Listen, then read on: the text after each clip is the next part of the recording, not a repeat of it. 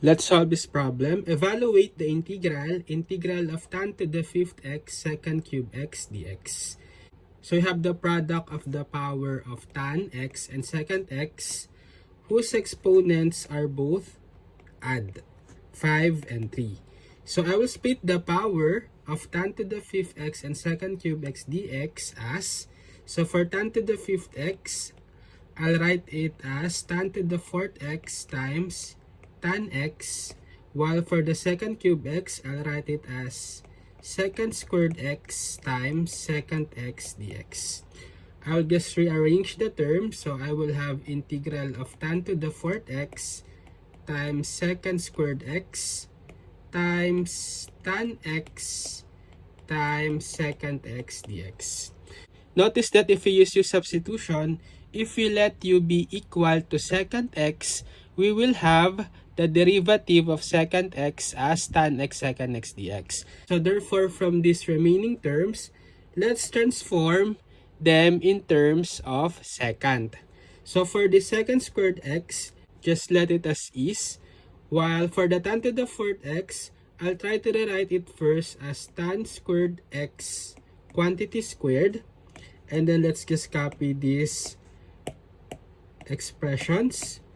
Then applying the Pythagorean identity, we know that tan squared x is equal to secant squared x minus 1, then raised to the second power times the same expressions. And then we can now apply u substitution. So again, if we let u be equal to secant x, getting the derivative of both sides, derivative of u, that's du, derivative of secant x, that's secant x tan x dx, which is this term.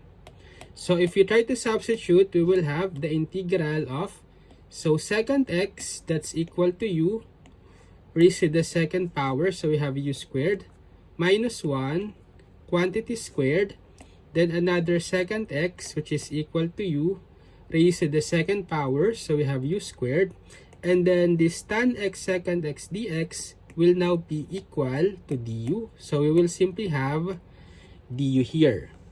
And then we can just expand the square of the binomial first, so u squared minus 1 squared, so square u squared, that will be u to the 4th, then 2 times the product of u squared and negative 1, so that will be negative 2u squared. Then the square of negative 1, that's positive 1, times u squared du. So we can distribute this u squared. So we have integral of u to the 4th times u squared, that's u to the 6th. Negative 2u squared times u squared, that's negative 2u to the 4th. Then positive 1 times u squared, that's u squared. Then distributing the integral symbol together with the du, so we will have the integral of u to the 6th du minus 2 integral of u to the 4th du plus the integral of u squared du. So all of these integrals can be evaluated using power rule. So the integral of u to the 6th, that will be u to the 6 plus 1 over 6 plus 1, or u to the 7 over 7, minus 2, integral of u to the 4th, that will be u to the 4 plus 1 over 4 plus 1, or u to the 5th over 5, plus the integral of u squared, that will be u to the 2 plus 1 over 2 plus 1, or simply u cubed over 3 plus c.